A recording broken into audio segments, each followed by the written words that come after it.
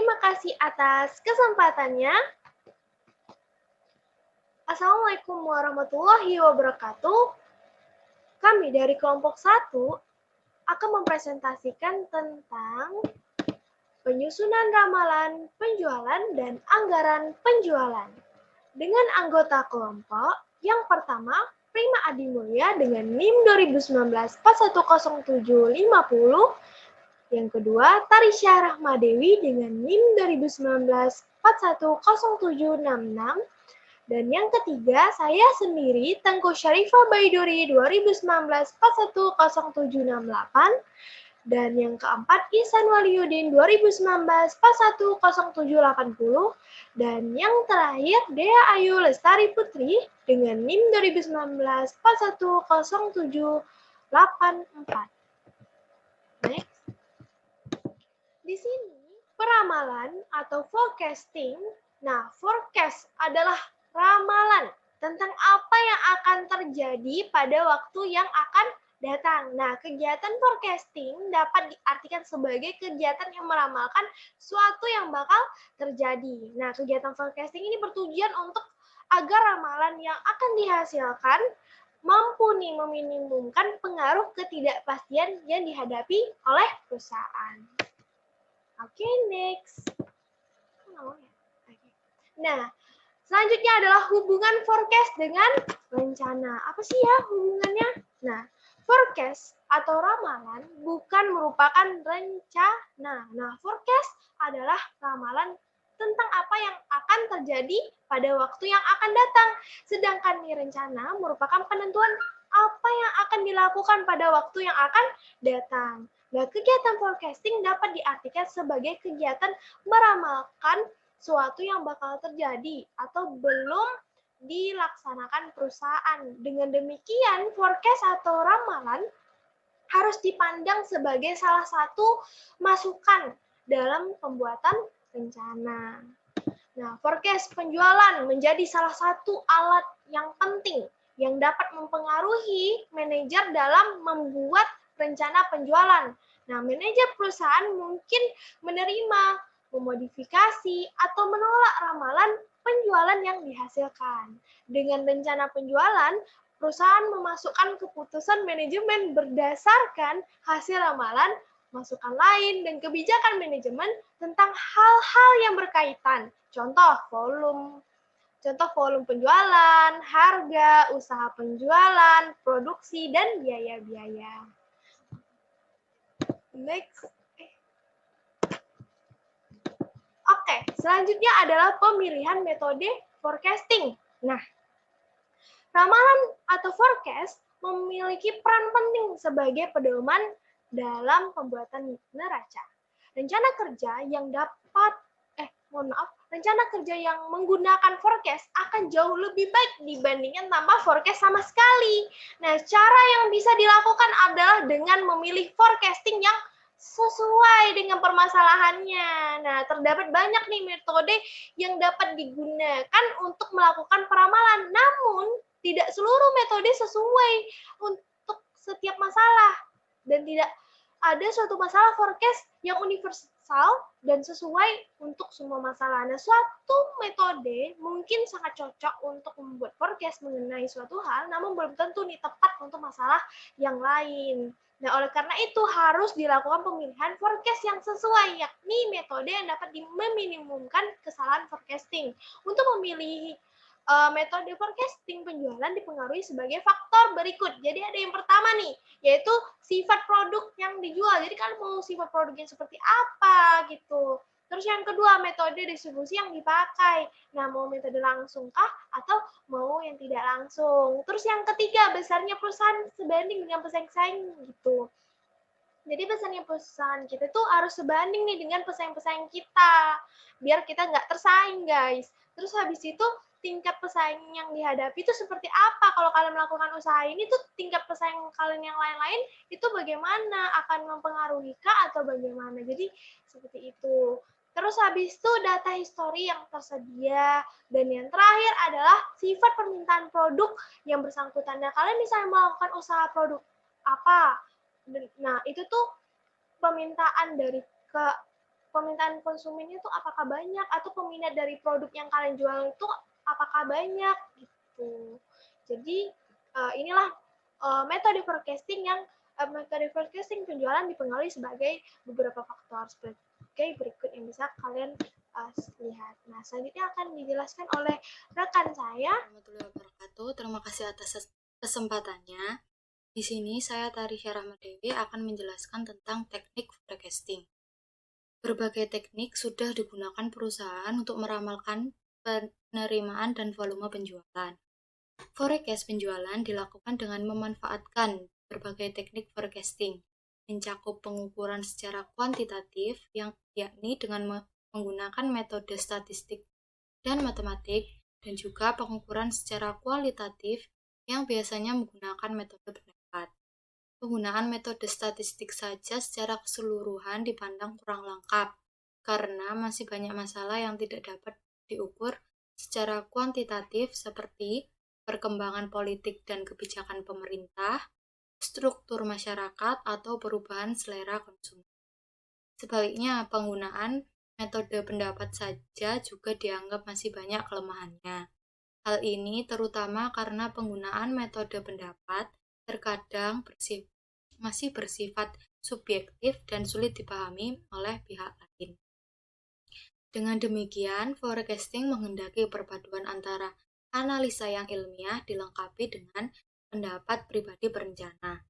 Teknik statistik dipakai sebagai alat primer bagi penyusunan forecast, sedangkan interpretasi dan pendapat digunakan sebagai pelengkap. Secara sistematis, teknik-teknik atau metode-metode forecast dikelompokkan menjadi: yang pertama, forecasting berdasarkan pendapat; yang kedua, forecasting dengan penghitungan secara statistik. Nah, forecast berdasarkan pendapat. Forecast penjualan membawa pengaruh yang besar dan bahkan bermanfaat untuk menentukan keputusan dan kebijakan manajemen seperti: yang pertama, kebijakan perencanaan produksi; yang kedua, kebijakan persediaan barang jadi; yang ketiga, kebijakan pemakaian mesin dan peralatan; yang keempat, kebijakan tentang investasi aktiva tetap; yang kelima, rencana pembelian bahan mentah dan penolong; yang keenam, rencana aliran kas.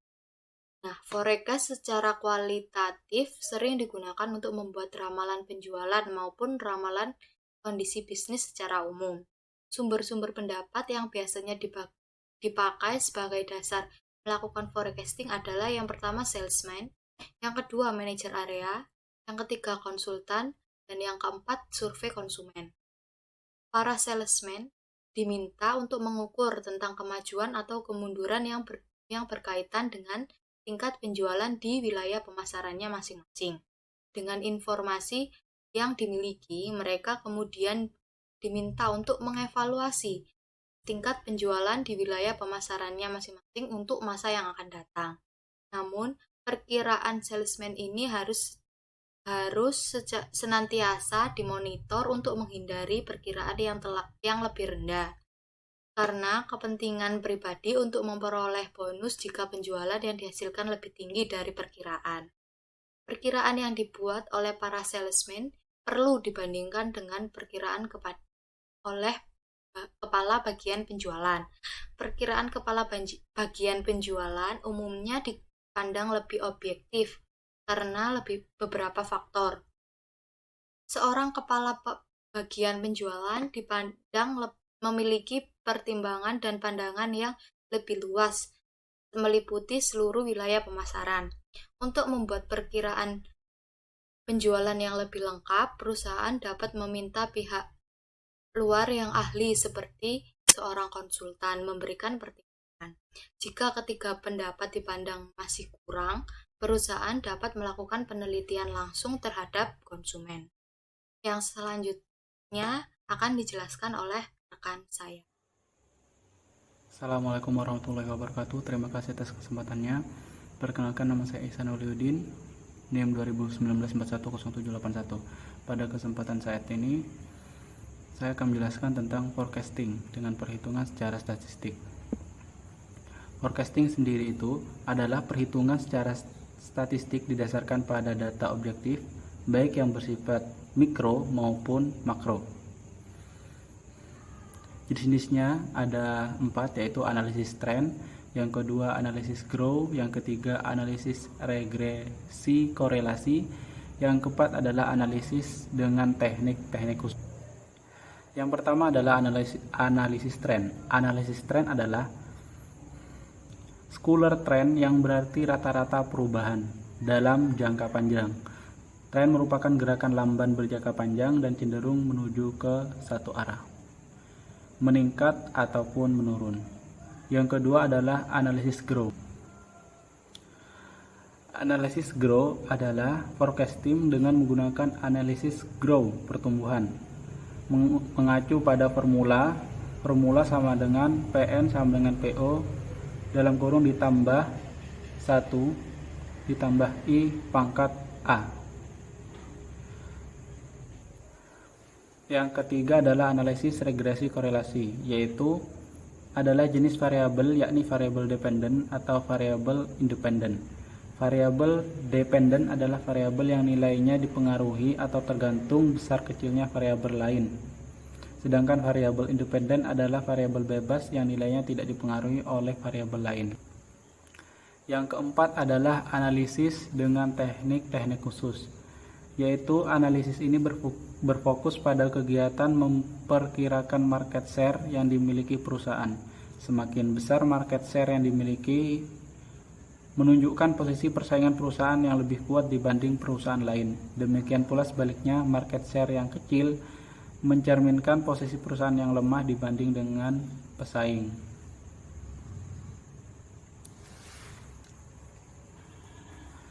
Dan slide selanjutnya yaitu analisis tren. Data penjualan mencerminkan 4 faktor, yaitu yang pertama tren, yang kedua siklus, yang ketiga musiman, dan yang keempat ketidakteraturan. Yang pertama yaitu tren. Tren merupakan penggerakan time series dalam jangka panjang jika berbentuk tren naik atau menurun. Diperlukan jangka waktu yang relatif panjang untuk melihat pola tren tersebut. Yang kedua adalah siklus. Siklus adalah fluktuasi bisnis dalam jangka menengah. Penyebab timbulnya fluktuasi siklus semacam ini sangat beragam. Begitu juga lama dan besarnya fluktuasi yang berbeda-beda antara satu perusahaan dengan perusahaan lain maupun industri ke industri lain. Yang ketiga adalah musiman. Musiman merupakan fluktuasi yang terjadi dalam lingkup 1 tahun. Ada beberapa penyebab timbulnya fluktuasi musiman, seperti 1 karena peristiwa tertentu, peristiwa lebaran atau tahun baru, karena cuaca, musim hujan dan kemarau. Yang terakhir adalah ketidakteraturan. Ketidakteraturan fluktuasi semacam ini disebabkan faktor-faktor yang munculnya tidak teratur dalam jangka waktu yang pendek. Sebagai contoh, ketidakteraturan karena faktor bencana alam yang berakibat volume panen yang dihasilkan tidak seperti biasanya. Ada beberapa metode yang digunakan untuk membuat garis tren. Mungkin itu yang bisa saya jelaskan. Saya kembalikan ke rekan saya. Terima kasih.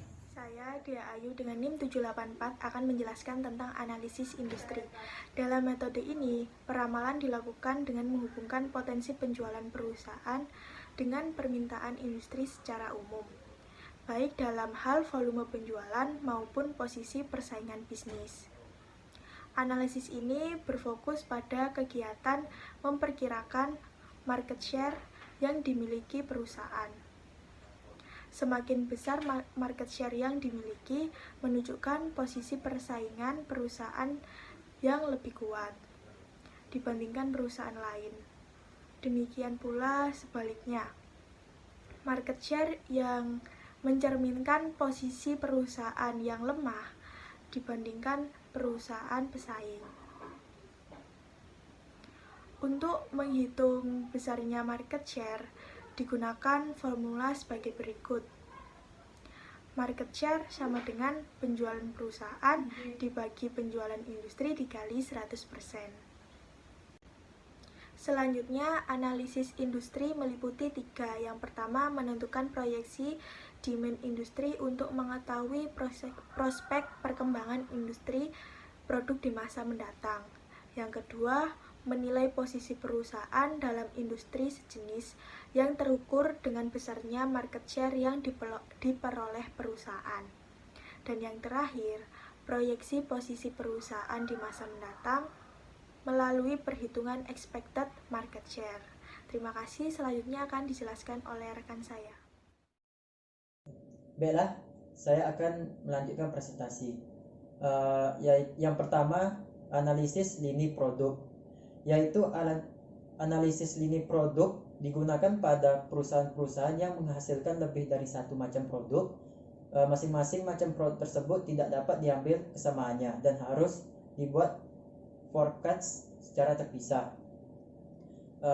Dan contohnya, yang pertama, perusahaan X yang menghasilkan barang-barang elektronik, minuman, dan pakaian.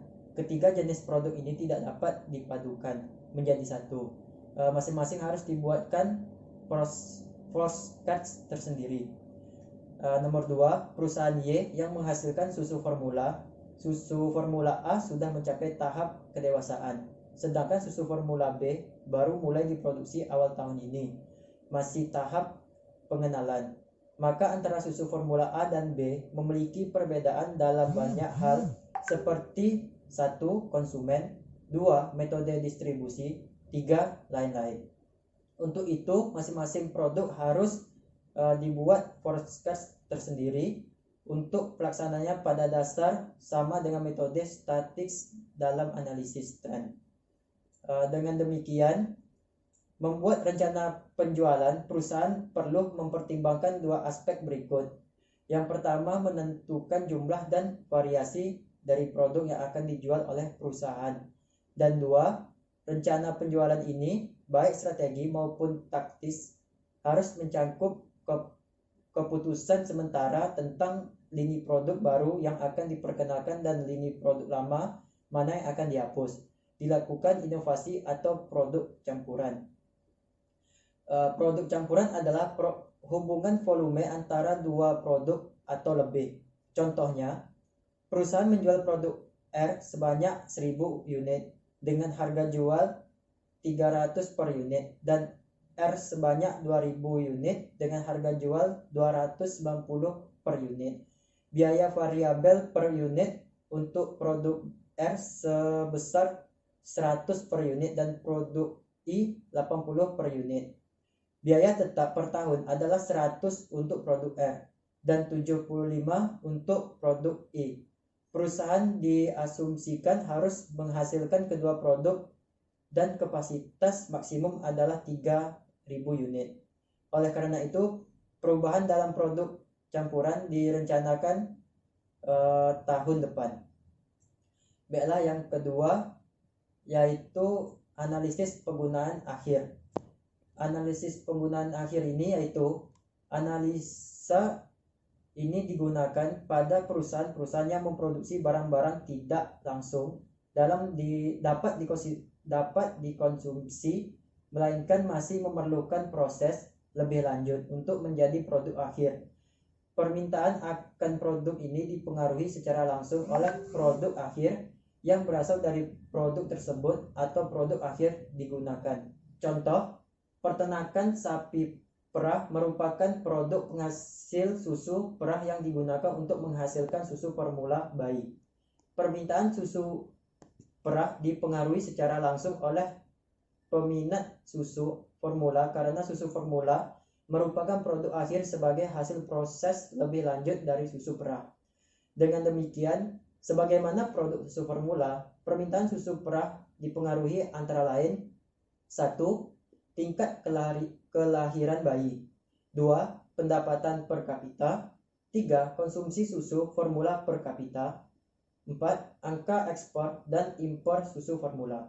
Sehingga setelah perusahaan mengetahui kebutuhan produk susu formula, maka dapat ditentukan besarnya kebutuhan susu perah pada tahun yang bersangkutan. Pada akhirnya, dengan memproyeksikan market share perusahaan, dapat dibuat penjualan susu perah dari susu peternakan tersebut. Baik, terima kasih presentasi kali ini. Mungkin sekian dan cukup. Mohon maaf Apabila ada kesalahan dalam penyampaian dan kekurangan dari kelompok kami, wabillahi taufiq walhidayah. Wassalamualaikum warahmatullahi wabarakatuh. Terima kasih.